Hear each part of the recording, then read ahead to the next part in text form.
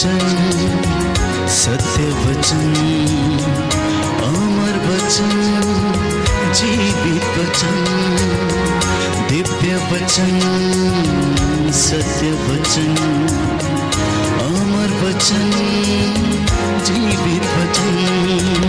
साई दा बामा बनी दा बामा बगरे सनी रे सनी रे सनी रे सनी रे सा। दिव्य वचन, सत्य वचन, अमर वचन, जीवित वचन, दिव्य वचन,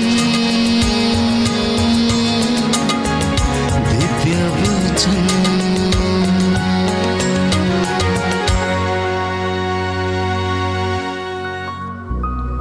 प्रियजनों, योहन का सुसमाचार अध्याय 1 पद संख्या 1 और उससे आगे हम पढ़ते हैं। आदि में शब्द था, शब्द ईश्वर के साथ था और शब्द ईश्वर था।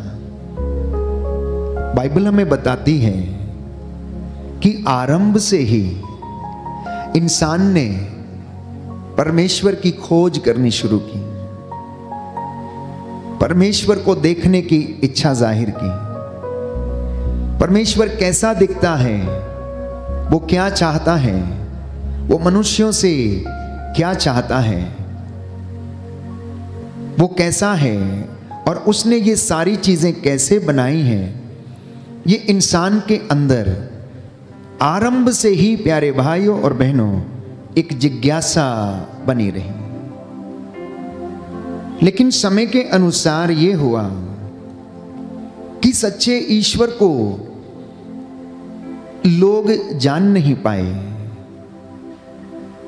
इसलिए लोगों ने अपनी बुद्धि के अनुसार, अपने विचारों के अनुसार, अपनी भावनाओं के अनुसार जैसा उसे समझा वैसी मूरत उन्होंने प्रभु की अपने मन में बना ली। एक सुंदर दोहा है, जैसी रही भावना जिसकी, प्रभु मूरत तिन देखी तैसी। अर्थात जिस व्यक्ति की धारणा जैसी थी, उसने उसी प्रकार से ईश्वर को जाना, उसे देखा, उसे अनुभव किया। लेकिन हमारी बाइबल गवाह है कि परमेश्वर ने अपने आप को इस दुनिया में प्यारे भाइयों और बहनों प्रकट किया। वो इंसान के रूप में आकर हमारे बीच में रहा और उसने प्यारे भाइयों और बहनों इंसान को इतना प्यार किया, उससे इतनी मोहब्बत की कि वो उससे जुदा नहीं हो सकता था। उसने इंसान के लिए, उसके उद्धार के लिए एक कीमत चुकाई। इसलिए प्रभु ने आज संदेश दिया है कि मेरे बच्चों से बताओ कि मैंने इनके लिए, इनके प्राणों के लिए, इनके जीवन के लिए, इनके उद्धार के लिए अपना लहू बहाकर कीमत चुकाई है। संत पौलुस कहता है कि आप प्रभु के लहू की कीमत पर खरीदे गए हैं। इसलिए मेरे और आपके लिए निहायत ही ये जरूरी बात है कि मैं और आप उस सत्य परमेश्वर को जाने। वो कैसा दिखता है, वो कैसा है, वो अपने रहस्यों को कैसे हमारे ऊपर प्रकट कर सकता है, हम उसे जाने, उसे पहचाने, उसके नजदीक चले। इसको समझने के लिए एक छोटे से उदाहरण के द्वारा आज प्रभु का वचन हम समझेंगे। एक छोटा बालक था, उसने एक नाव बनाई और नाव बनाने के बाद उसने उसे डिजाइन किया, उसके ऊपर रंगाई की और बहुत सारे कलर्स के द्वारा शेड दिया और अब वो सुंदर दिखने लगी और उसके ऊपर उसने अपना नाम लिखा। अब उसके मन में ख्याल आया कि इस नाव का परीक्षण किया जाए, इसलिए वो क्या करने गया, उसे पानी में ले गया और वहां पर उसने उस नाव को पानी में छोड़ दिया। और जब पानी में वो तैरने लगी तो बालक नाव को देखकर बड़ा खुश हुआ, उसे अपने ऊपर बड़ा भरोसा आया। उसे अपनी बनाई हुई चीज बहुत अच्छी लगी, क्योंकि वो बहुत सुंदर थी, वो कलरफुल थी और उसके ऊपर उसका नाम लिखा हुआ था। वो नाव तैर रही थी प्यारे भाइयों और बहनों, लेकिन अचानक एक तूफान उठता है और उस तूफान की वजह से उस पानी में लहरें उठने लगती हैं और देखते ही देखते उन लहरों के कारण वो नाव डूब जाती है। जब वो डूब जाती है तो ये बालक बड़ा निराश होता है। उस दिन वो इतना उदास हो जाता है कि उसे भोजन तक करने की इच्छा नहीं होती है, क्योंकि उसकी बहुत प्यारी चीज जो थी वो उससे जुदा हो गई। उसने उसे खो दिया, वो उससे दूर चली गई, जिसके लिए उसने इतनी मेहनत की थी, इतनी शिद्दत से, इतने कठिन परिश्रम से उसे सजाया था, संवारा था और उसने कलर्स के शेड दिए थे, कितनी मेहनत के साथ उसे बनाया था। आज वो उसके पास नहीं थी, वो उससे बहुत दूर थी, वो खो चुकी थी। इसीलिए वो इसी असमंजस में पड़ा रहा कि उसको कैसे प्राप्त किया जाए, लेकिन उसके पास कोई उपाय नहीं था। वो बड़ा उदास हो चला था और इसी उदासी और निराशा में वो जीवन बिता रहा था। एक दिन टहलते टहलते वो बाजार से गुजर रहा था और गुजरते समय उसने देखा कि एक लकड़ी की नाव जो बहुत ही कलरफुल है और उसके ऊपर नाम लिखा हुआ है, उसके मन में जिज्ञासा होती है कि मैं जाकर देखूं कि क्या ये वही नाव है। जैसे ही वो नजदीक जाता है वो पहचान लेता है कि ये मेरी नाव है। वो दुकानदार के पास जाता है और वो कहता है, देखो ये नाव मेरी है, ये मुझे दे दो। दुकानदार कहता है, ये तुम्हारी कैसे हो सकती है? बोला, इसके ऊपर मेरा नाम लिखा हुआ है। बोला, मैं इसे तुमको नहीं दे सकता हूं, अब ये तुम्हारी नहीं है, अब ये मेरी दुकान में है, अब मेरी वर्कशॉप में है, मैं जैसा चाहूंगा इसे इस्तेमाल करूंगा, अब मैं तुम्हें नहीं दे सकता हूं। एक शर्त पे मैं दूंगा, अगर तुम इसका 500 रुपए मूल्य अदा करोगे तो मैं तुम्हें दे दूंगा। बच्चा थोड़ी देर सोचता है, क्योंकि उसके पास पैसे नहीं थे, लेकिन वो उससे कहता है कि तुम मुझसे वादा करो कि तुम इस नाव को किसी को नहीं दोगे, मैं कल पैसे लेकर आऊंगा और मैं इसे मूल्य अदा करके लेकर चला जाऊंगा। दूसरे दिन वो बच्चा आया, 500 रुपए उसने अदा किए और अपनी नाव लेकर चला गया। ये कहानी हो सकता है आपके मनोरंजन के लिए हो, लेकिन इसके पीछे बहुत बड़ा रहस्य छुपा हुआ है प्यारे भाइयों और बहनों। वो जो नाव थी जो डूब गई थी, वो आप थे, वो मैं था। बनाने वाला परमेश्वर था और वो जो तूफान था वो शैतान की चाल थी, और जो दुकानदार था जिसने उसे लाकर अपने कब्जे में रख लिया था, वो इस दुनिया का नायक था। प्यारे भाइयों और बहनों, ये हमारी जिंदगी की हकीकत थी। उस परमेश्वर ने जिस इंसान को, आपको और मुझे इतने प्यार से, इतने शिद्दत से और भक्ति से, सादगी से सजाया था, उसने अपनी रूह इंसान के अंदर डाल दी थी, जिससे वो प्यार करता था। अदन बाग में उसके साथ अटखेलियां किया करता था, उसको देखकर खुश हुआ करता था और उसे अपनी बनाई हुई चीज पर बड़ा फक्र था प्यारे भाई और बहनों, बड़ा गर्व था, क्योंकि सारी सृष्टि में इंसान सबसे ज्यादा सुंदर था और वो ईश्वर के प्रतिरूप था। लेकिन शैतान के वश में, उसके प्रलोभन में आने के कारण उसका रिश्ता परमेश्वर से टूट गया था। उसका रिश्ता परमेश्वर से टूट गया था, इसलिए अब उन्हें मालूम नहीं था कि इसको कैसे प्राप्त करना है। प्यारे भाइयों और बहनों, इंसान की गलती सिर्फ इतनी थी कि वो ईश्वर की अधीनता में रहना नहीं चाहता था, और आज 21वीं सदी में भी ऐसा ही है। क्यों इंसान ईश्वर की अधीनता स्वीकार नहीं करता?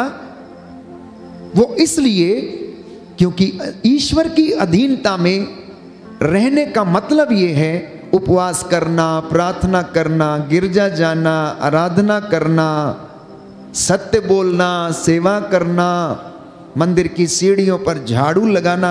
अगर हम परमेश्वर के साथ रहेंगे तो ये सब हमें करना पड़ेगा।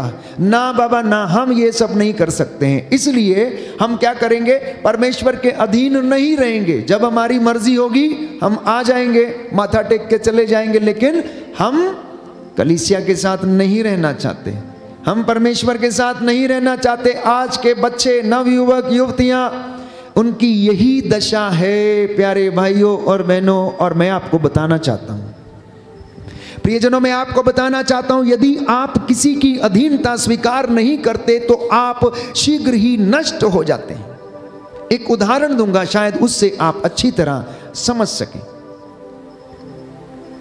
यदि आप अधीनता में नहीं रहेंगे, थोड़े समय तक आप उड़ेंगे जरूर, थोड़े समय तक आप सफलता जरूर हासिल करेंगे, लेकिन आपका मार्गदर्शन करने वाला कोई नहीं होगा, तो इसलिए जल्दी नीचे गिर जाएंगे। एक पिता अपने बच्चे के साथ अपने घर की छत पे खड़े होकर पतंग उड़ा रहा था। एक पिता अपने छोटे बच्चे के साथ अपने घर की छत पे खड़े होकर पतंग उड़ा रहा था, और पतंग बहुत ऊंचे उड़ रही थी। छोटे बालक के मन में ख्याल आता है और वो सोचने लगता है कि पतंग इतना ऊपर चली गई है, ये तो और भी ऊपर जा सकती है। यदि पापा इसको और थोड़ा छोड़ देंगे, धागा और थोड़ा छोड़ देंगे, तो ये और ऊपर जा सकती है। तो उसने पापा से कहा, पापा डोर थोड़ी और ढीली करो, ये और ऊपर जाएगी। और थोड़ी डोर ढीली करने के साथ ही वो और ऊपर चली गई। लेकिन बच्चे के मन में शांति नहीं आई, संतोष नहीं आया। बोला, पापा एक काम करो, आप इस डोर को काट दो, आप इस डोर को काट दो। आपने इसको थामे हुए हैं, इसलिए ये और ऊपर नहीं जा पा रही है। तो पापा ने कहा, नहीं, हम इसको नहीं काट सकते। बोला, नहीं पापा, इसको काटना है। मैं कहता हूं आप इसको काट दो। और रोने लगता है, जिद करने लगता है। पापा ने डोर छोड़ दी।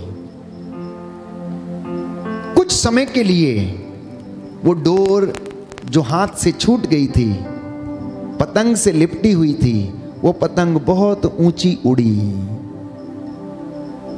लेकिन थोड़ी ही देर के बाद इतनी तेजी से नीचे आई, उसका पता नहीं चला कि वो कहां गिरी थी प्यारे भाई और बहनों। इसलिए इंसान यदि परमेश्वर की अधीनता में रहता है, उसके मार्गदर्शन में चलता है, तो प्यारे भाइयों और बहनों, वह एक समान ऊंचाई पर उड़ता रहता है।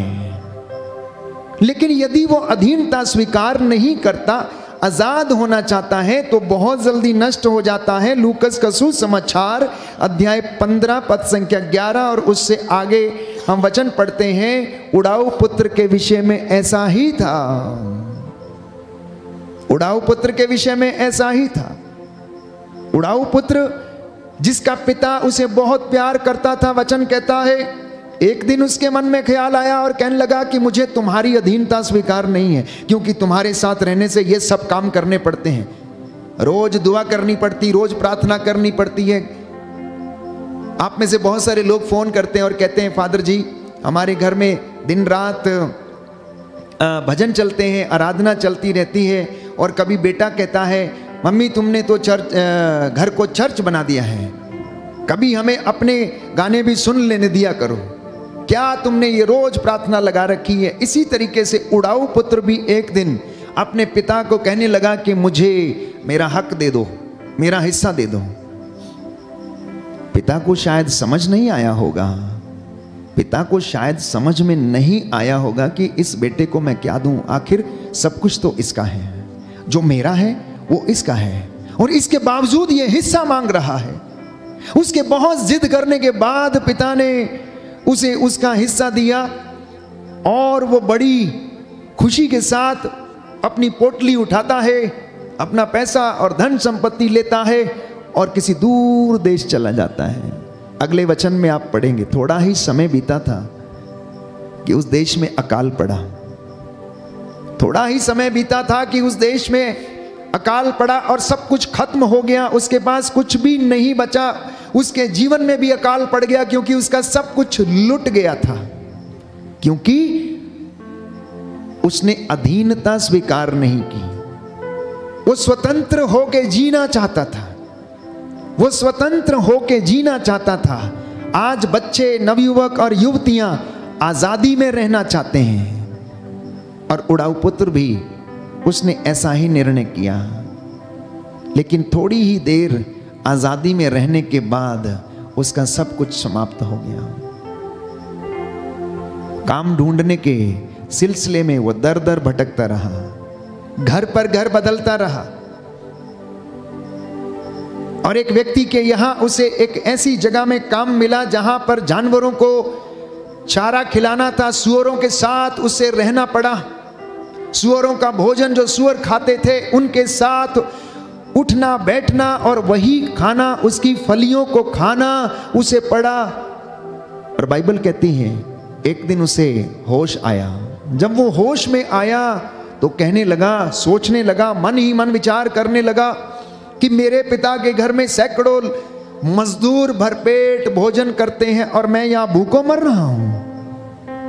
मैं उठूंगा और मैं जाऊंगा, मैं उठूंगा और जाऊंगा और कहूंगा, पिताजी मैंने आपके और स्वर्ग के विरुद्ध पाप किया है, मुझे अपने नौकरों में से एक रख लीजिए। जब वो होश में आया, आज बहुत सारे लोग होश में नहीं हैं, इसलिए उनका जीवन बर्बाद हो रहा है, इसलिए वो अनेक प्रकार के चक्करों में फंसे हुए हैं।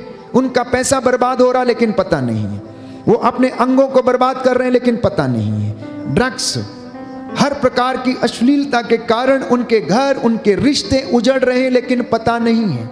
वो अपने शरीर को तृप्त करना चाहते हैं लेकिन नहीं जानते कि अपने शरीर को नुकसान पहुंचा रहे हैं। कुछ गुटखे के शिकार हैं तो अपने फेफड़ों को जला रहे हैं, मुंह के कैंसर से परेशान हैं तो कुछ लोग हर प्रकार के नशे से पीड़ित हैं तो उनके अंग सड़ रहे हैं। तो प्यारे भाई, और अनेक प्रकार के बंधन हैं, अनेक प्रकार के बंधन हैं, लेकिन वे नहीं जानते कि वे क्या कर रहे हैं।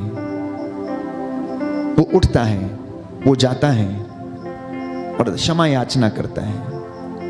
प्यारे भाइयों और बहनों, आज हमारे जीवन में वही बात प्रभु हमें समझाना चाहता है कि हम होश में आए, हम परमेश्वर को जानें और उसे समझें।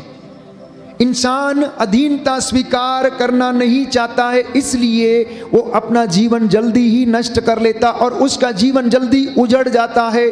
और बाइबल हमें बताती है, जो दृढ़ता पूर्वक प्रभु पर श्रद्धा नहीं रखता, विश्वास नहीं करता, उसका घर शीघ्र ही उजड़ जाता है। Hallelujah, hallelujah, hallelujah, hallelujah, hallelujah, hallelujah. हे प्रभु यीशु, हे प्रभु यीशु, मैं विश्वास करता हूँ मैं विश्वास करता हूँ, आपने मेरे लिए आपने मेरे लिए प्रायश्चित किया है, प्रायश्चित किया, बलिदान दिया है। बलिदान दिया। Hallelujah, hallelujah. हे प्रभु यीशु, हे प्रभु यीशु, मुझ पर दया कीजिए, मुझ पर दया मेरे कीजिए, परिवार पर दया कीजिए। मेरे परिवार पर मैं दया आपकी कीजिए। आराधना करता हूँ, मैं आपकी आराधना आपकी करता हूँ, महिमा गाता हूँ, आपकी महिमा गाता जय हूँ, जयकार करता हूँ। जय जयकार करता हूँ। हे प्रभु यीशु, हे प्रभु यीशु, मेरा विश्वास मेरा विश्वास दृढ़ हो जाए दृढ़ हो जाए और मुझे अपनी गलतियों पर अपनी गलतियों पर क्षमा याचना करने का क्षमा याचना करने सामर्थ्य मिल जाए। सामर्थ्य मिल जाए। Hallelujah, hallelujah. तो वो पिता जो अपने बेटे का इंतजार कर रहा था, जो खोया हुआ था,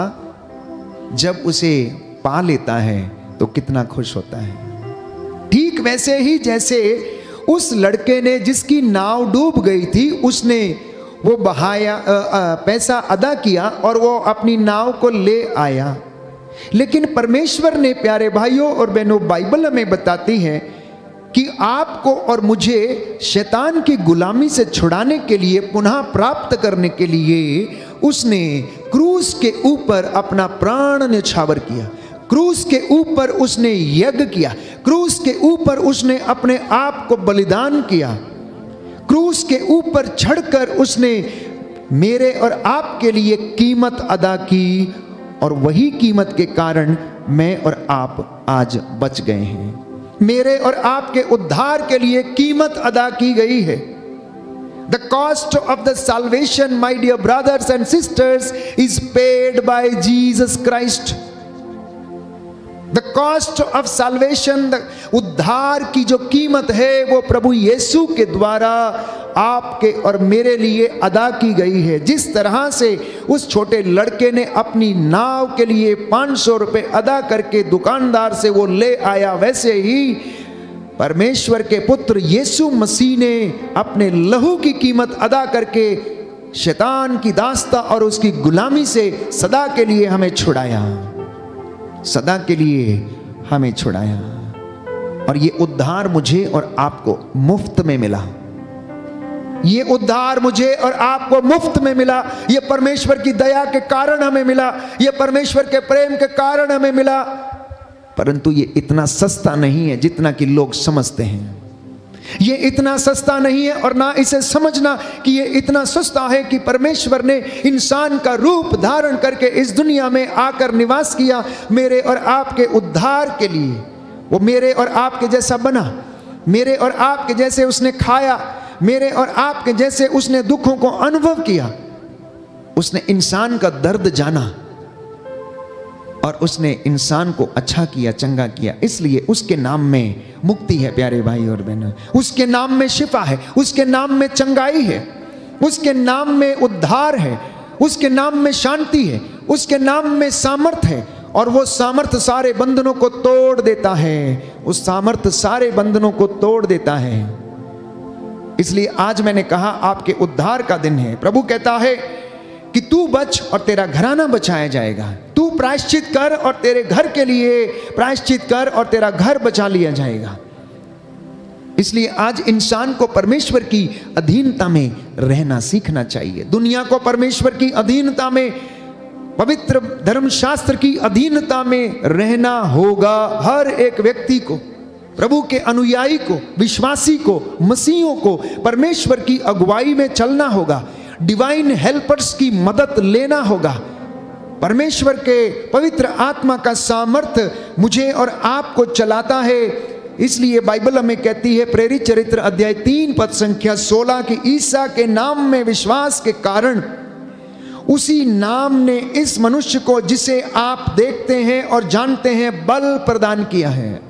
आप जानते हैं कि सुंदर नामक फाटक पर एक लंगड़े को पेतरुस ने स्वास्थ्य लाभ प्रदान किया था, और लोग उसको देखकर आश्चर्यचकित हो गए और विश्वास नहीं कर पाए, असमंजस में पड़ गए कि क्या यही वही व्यक्ति है जो फाटक पर पड़ा रहता था, लंगड़ा था, जन्म से लंगड़ा था, अब ये कैसे चलने लगा है, कैसे डांस करने लगा, कैसे नाचने लगा है। और वो असमंजस में पड़ गए। प्रेरितों ने कहा कि ईसा के नाम में विश्वास के कारण उसी नाम ने इस मनुष्य को जिसे आप देखते हैं और जानते हैं, इसे बल प्रदान किया है।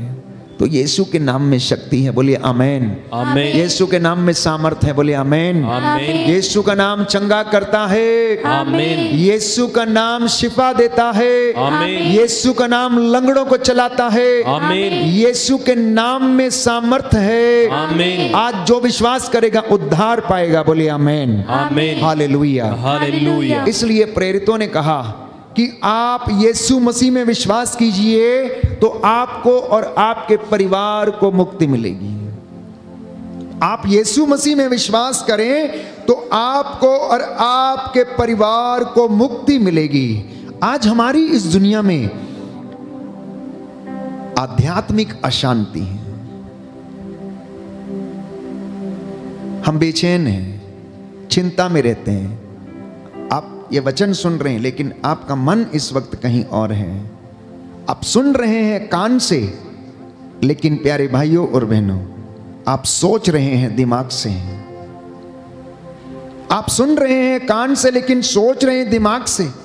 और कई लोगों के जीवन में इस वक्त वचन सुनने के साथ साथ अनेक प्रकार के चलचित्र आपके मन में चल रहे हैं, गूंज रहे हैं, और आप उनकी कल्पना कर रहे हैं। इसलिए कहा गया है, सुना हुआ केवल 10% ही रजिस्टर होता है। जानते हैं दिमाग के दोनों ओर परमेश्वर ने कान क्यों दिए हैं? ताकि हम यहां से सुने और दिमाग से हम उसको ग्रहण करें, सोचें, और हमारी जो मानसिक शक्ति है प्यारे भाइयों और बहनों, उन बातों को ग्रहण करें।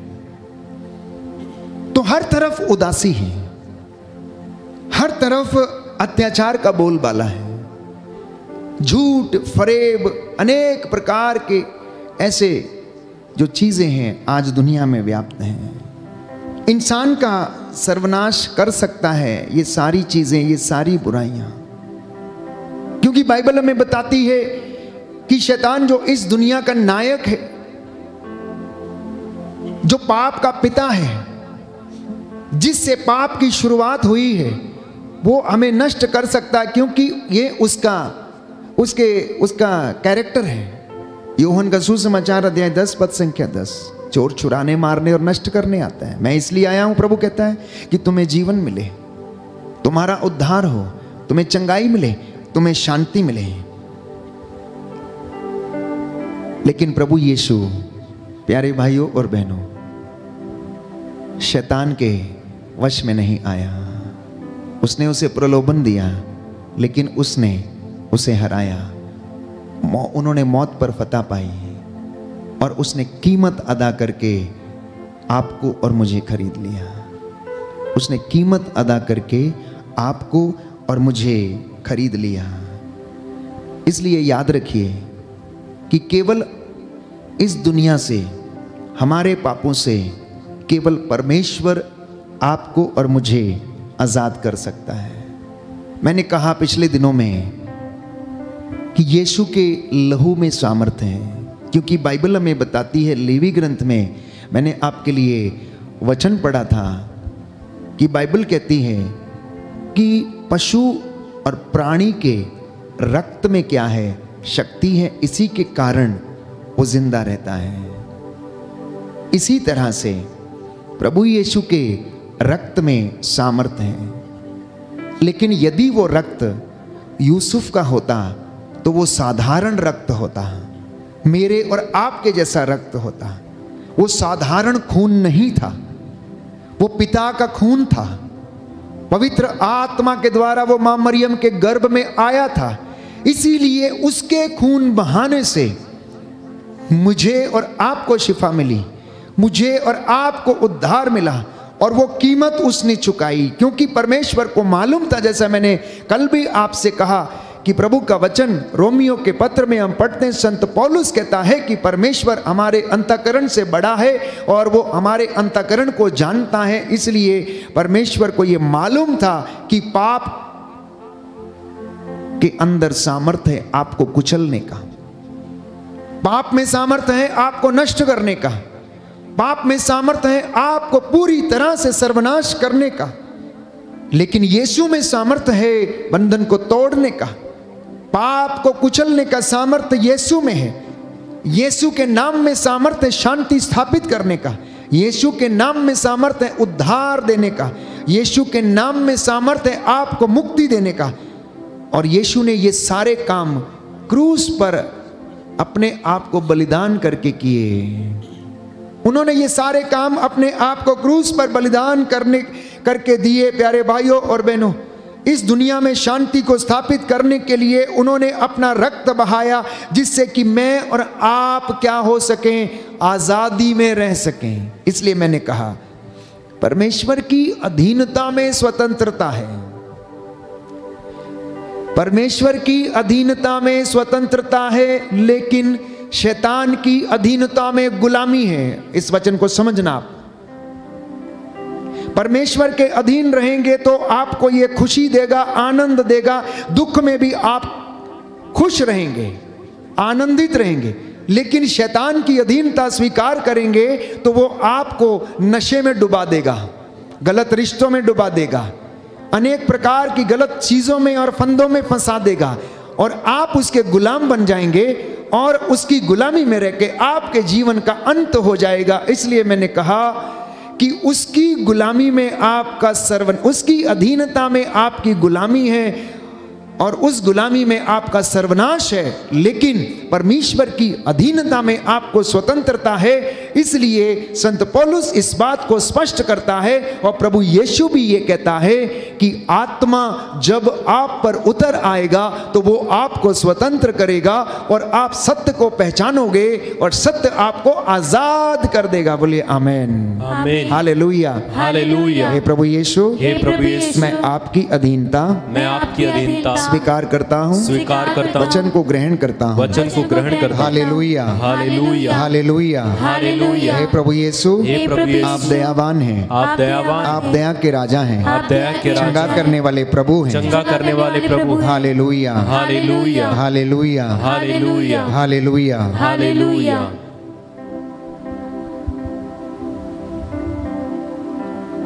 चांद पर जाने वाला पहला व्यक्ति जिसका नाम था नील आर्मस्ट्रॉन्ग, वो चांद पर गया। वहां पर जाकर वो उसका जायजा लेकर आया। वापस धरती पर जब आया तो बहुत सारे लोगों ने उसका अनुभव जानने की कोशिश की। बड़े बड़े इंटरव्यू उसने दिए और उनसे पूछा गया कि जब आप चांद पर टहल रहे थे तो आपका अनुभव कैसा था? आप तो एक ऐसे बड़े काम को फतेह करके आए हैं, उसके विषय में आपका क्या ख्याल है? वो कैसा दिखता है, वो कैसा है, हमें बताने की कोशिश करो। वो जवाब में कहता है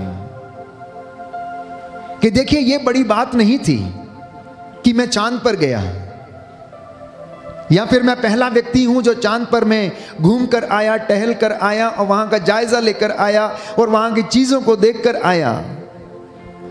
इसमें कोई बड़ी बात नहीं है, लेकिन बड़ी बात इसमें है कि जिसने उस चांद को बनाया है। बड़ी बात इसमें है कि जिसने उस चांद को बनाया है, वो सृष्टिकर्ता कितना महान और कितना बड़ा है। मैं ये सोच रहा हूं, ना कि ये कि मैं चांद पर होकर आया हूं। ये मेरा और आपका ख्याल होना चाहिए जब आप और मैं आज इस दुनिया में रहते हैं कि इतनी सुंदर सृष्टि, इतनी बड़ी पृथ्वी और इतना बड़ा, प्यारे भाइयों और बहनों, ये सौर मंडल है जो परमेश्वर ने बनाया है। इसको बनाने वाला कितना अच्छा, कितना महान, कितना करुणामय, दयालु और सुंदर होगा जिसने इस सुंदर सृष्टि को बनाया है। इंसान के लिए चांद पर जाना कोई बड़ी बात नहीं है, लेकिन प्यारे भाइयों और बहनों, हमारे लिए बड़ी बात यह है, ये सोचना कि हम उस परमेश्वर को जान सके, पहचान सके, जिसकी खोज इंसान शुरुआत से करता आया है। और उस परमेश्वर ने इंसान के रूप में प्रकट होकर आपको और मुझे दिखाया कि मैं कैसा दिखता हूं, मैं कैसा हूं, मैं क्या कर सकता हूं। ये सब यीशु मसीह के जरिए उसने आपके और मेरे सामने उसने प्रकट किया। इसलिए मैंने आरंभ में कहा कि इंसान इस खोज में था कि परमेश्वर कैसा है, उसका रूप कैसा है, वो दिखता कैसा है, वो हमसे क्या चाहता है। ऐसे सवाल थे दुनिया के, ऋषियों के, मुनियों के, तपस्वियों के, संतों के, और जो समाधि में बैठा करते थे, मेडिटेशन करते थे, तपस्या करते थे। आप जो इस वक्त वचन सुन रहे हैं, जो तीर्थ यात्रा करते हैं, क्यों करते हैं? केवल परमेश्वर को ढूंढने के लिए, खोजने के लिए, पापों के प्रायश्चित के लिए, पुण्य के कमाने के लिए। आप और मैं निरंतर क्या करते हैं? उसे खोजने की कोशिश करते हैं और यीशु मसीह के द्वारा वो हमारे बीच में प्रकट हो गया। वो कैसा दिखता है, यीशु मसीह ने आपको ये दिखाया। वो क्या कर सकता है, यीशु मसीह ने आपको ये करके दिखाया।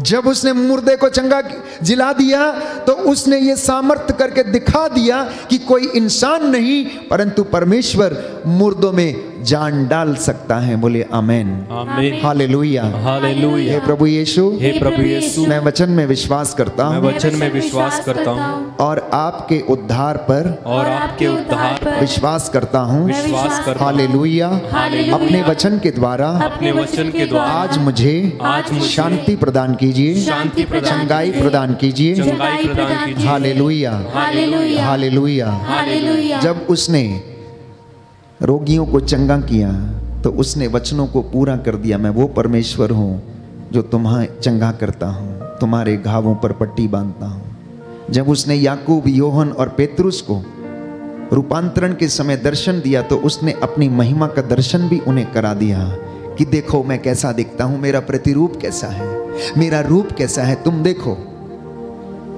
वो परमेश्वर है जिसमें हम विश्वास करते हैं प्यारे भाई और बहनों, जिसको हम अनुभव करते हैं, जिसकी हम आराधना करते हैं।